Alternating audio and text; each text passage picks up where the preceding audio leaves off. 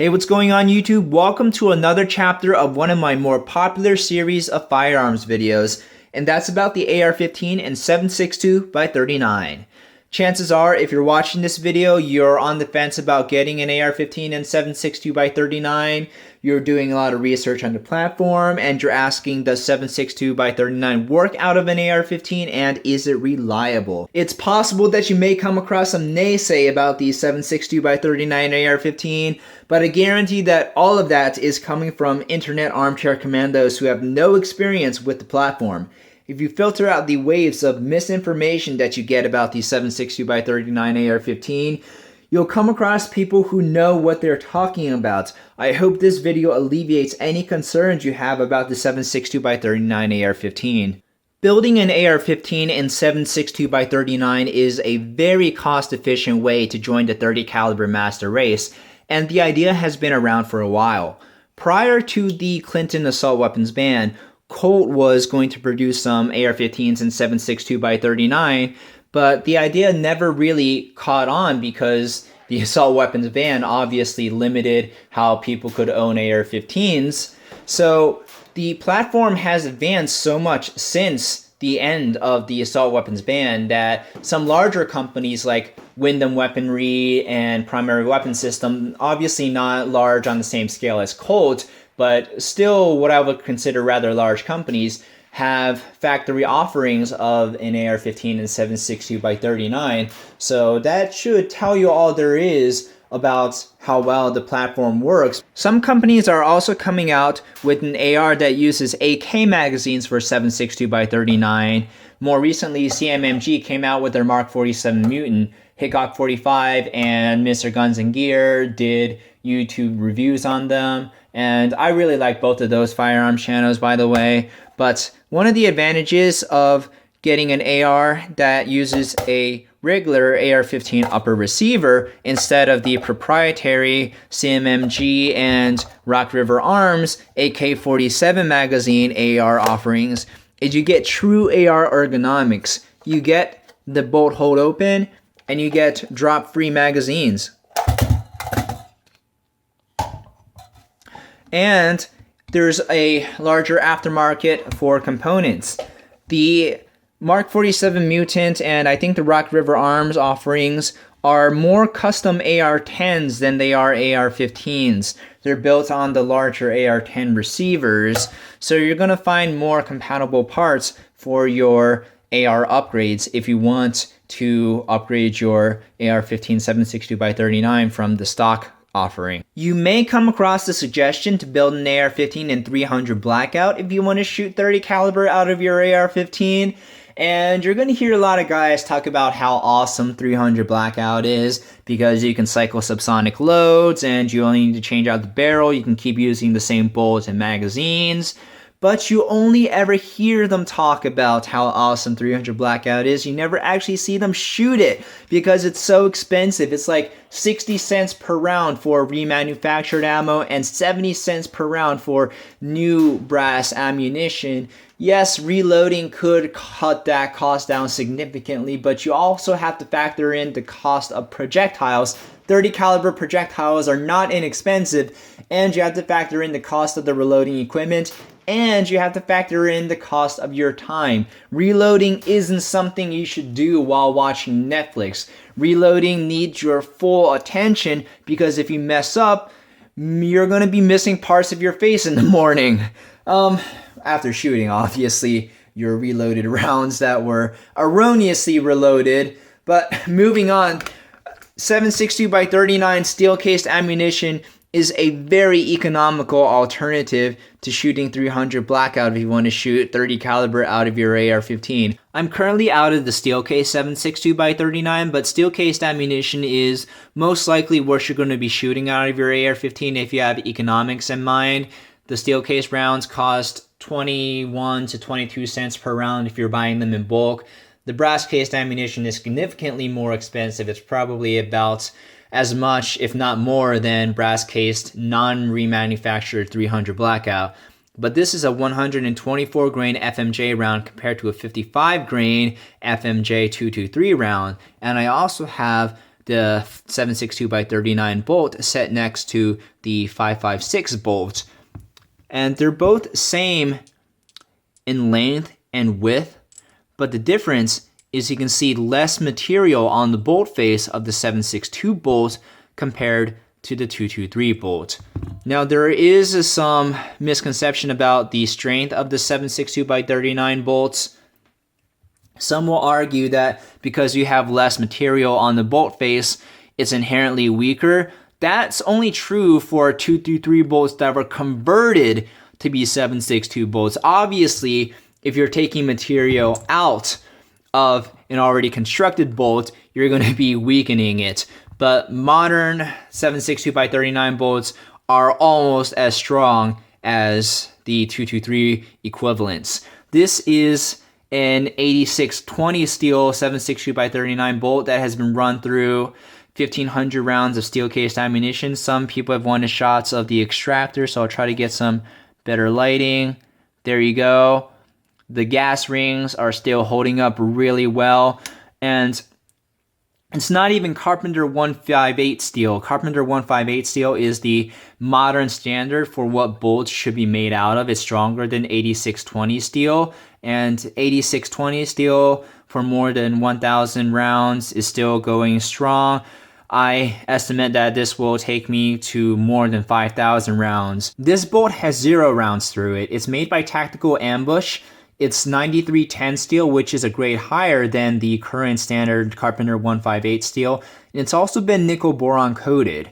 And I haven't switched over to this bolt because I just want to see how many rounds it takes to finally wear out this bolt. But I'm thinking that I'll run out of money long before I get enough rounds to put through to stress the bolt to the point where I break it.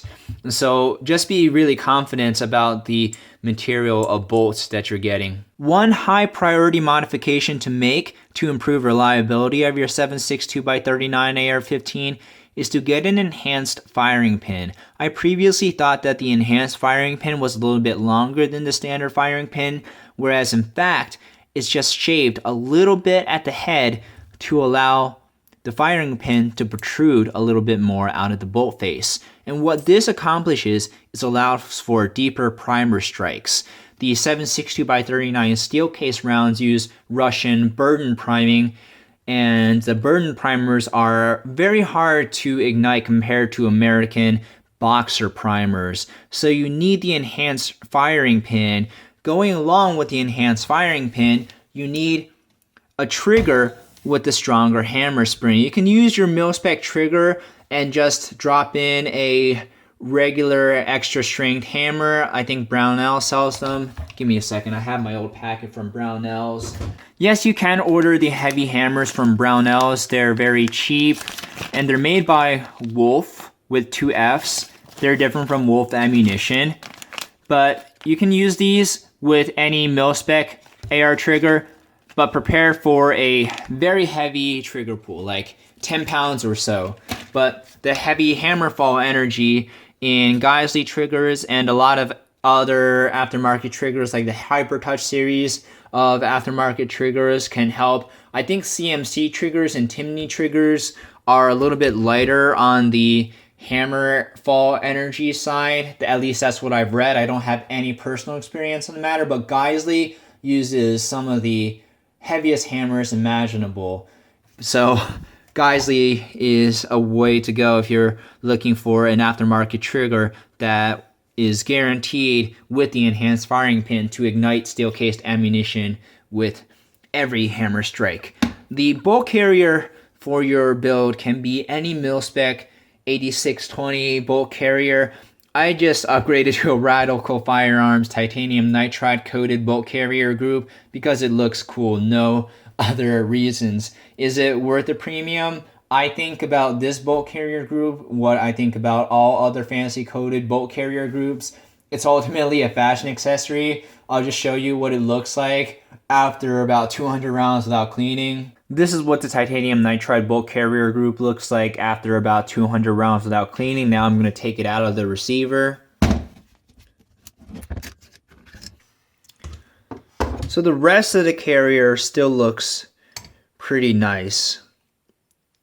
I would probably run it with less lube if you wanted to avoid the caking of the powder residue. So yeah, it doesn't seem to aid in reducing the amount of fouling that gets on your bolt carrier. As for the corrosion resistance, well, I've never really had issues with Parkerized bolt carrier groups corroding on me. So, I mean, just as a range toy, a regular bolt carrier group is completely fine. If you are interested in a coating that could help with reduced friction and less fouling, then I think the WMD, I don't know who does it, both of them sell it, but the coating is either by WMD or Fail Zero, but both of them sell products that are coated in their proprietary nickel boron treatment. That coating, like I can feel it on the bolt, is very non-sticky and very lubricous. Did I pronounce that correctly? Lubricious or lubricous? Well, it's self-lubed coating, so to say. But ultimately, I think these bolt carrier groups are a fashion accessory. Another modification. I just dropped one of my studio lamps, mini studio lamps. But another modification that people take to making to improve the reliability of their magazines is adding heavier springs. Now, the standard magazine spring is only this long. Look at how stubby the spring is compared to the whole magazine. Let me get the whole picture of like the spring. Look, see, you can see the entire spring in the frame. You need to upgrade the magazines to have these springs with greater coil density and much longer length. These are AK-47 magazine springs, also made by Wolff products. You can order them from, I think I got mine from Midway, either Midway or Brownells. But a lot of manufacturers like Tactical Ambush are selling the ASC magazines with the Wolff magazine springs already installed. It's not a new idea. It's been going around for a while. I didn't come up with it. It's been in place for years. So the ASC magazines and the heavier Wolff AK-47 magazine springs go hand in hand to giving you reliable magazines. The heavier springs are important so that the rounds don't tilt downward like that. The head needs to be constantly pointed up. So that also increases the amount of friction on your bolt carrier group. If you look at the underside, you can see the coating, the titanium nitride coating is also rubbing off from where it's, I think it scrapes up against the feed lip. So, you know, the really, really hard coating is already coming off, even after only about, I had this carrier for only about 400 rounds through. Back to what I was talking about. Yeah, the heavier springs help prevent the rounds from tilting downward. And with the taper, the magazines also have to have a curvature to them. So with the heavier springs in your magazines, you shouldn't have any feeding issues. I've never had any extraction issues. I don't have enhanced extraction springs on my AR-762x39. The key mod rail I have is by Odinworks. It's 12.5 inches long. Super light, one of the lightest on the market. No rail sections on the underside, only modular sections for key mod attachments. So, thumbs up, Odinworks. This is a Fortis SHFT, so shift without the eye grip. I think it's without the eye. It may just be regularly shift. I don't know. I've been talking for a while, so kind of wearing out. This is the PWS FSC, sorry. Again, my voice is kind of dying. I've been talking for a while. This is the PWS FSC 30 brake. It also comes on the SCAR 17. Very effective at reducing muzzle rise. I'm using Magpul backup sights. Plastic ones work fine. EOTech 517, Burris AR-15 tripler. I do have a video about the Burris versus the Vortex magnifier, so I'll put the video up. Click on the annotation if you want to watch it. And Geisley Super Dynamic Enhanced Trigger, custom dust cover from Amazon. The upper receiver is just standard 70-75 aluminum. No need to get super fancy. The barrel is also very cheap. I think it's under $100. I bought the entire upper receiver as one unit, but I've made obviously a lot of modifications to it since. The upper receivers as a complete set can be found with a free float rail for about $400, maybe even less during deal season like Black Friday. You were seeing complete uppers go for $350 during Black Friday shopping season. 2015 is definitely the year of the AR-15. It's definitely a buyer's market right now. But the barrel is really cheap. It's like 4140 steel, non-chrome lined, button rifle, heavy barrel contour, .750 diameter, past the gas block. Maryland AR-15s purchased after October 1st, 2013 have to have heavy barrels because that makes them sporting rifles and competition guns as opposed to, you know, whatever gun grabbers like to refer to tactical rifles as. But I hope I'm not losing people because my coherence seems to be dwindling. The lower receiver is actually billet 6061 aluminum. It's made by SWAT Firearms out of Campbell, Texas. Sorry, it's upside down. I also have a magazine catch, laser engraved from Amazon. Zombie Outbreak Response Team. Standard bolt catch, standard safety selector. Charging handle, just custom engraved with Zombie Outbreak Response Team. Standard mil-spec buffer tube. And I am running a standard weight carbine buffer. With the carbine length gas system and the 16-inch barrel, you will feel a little bit overgassed, but trust me, that's a good thing. You need the extra force on the bolt carrier to pick up the round and go all the way into battery. I tried using the heavy buffer with the heavy magazine springs pushing up really hard against the carrier. You're not going to be able to go into battery like 20% of the time using a heavy buffer to slow down the bolt carrier speed. So fast bolt carrier, overgassed, that's a good thing. The stock is a Fab Defense GL magazine stock. It does fit the 7.62x39 AR magazines. Also fits the 5.56 magazines.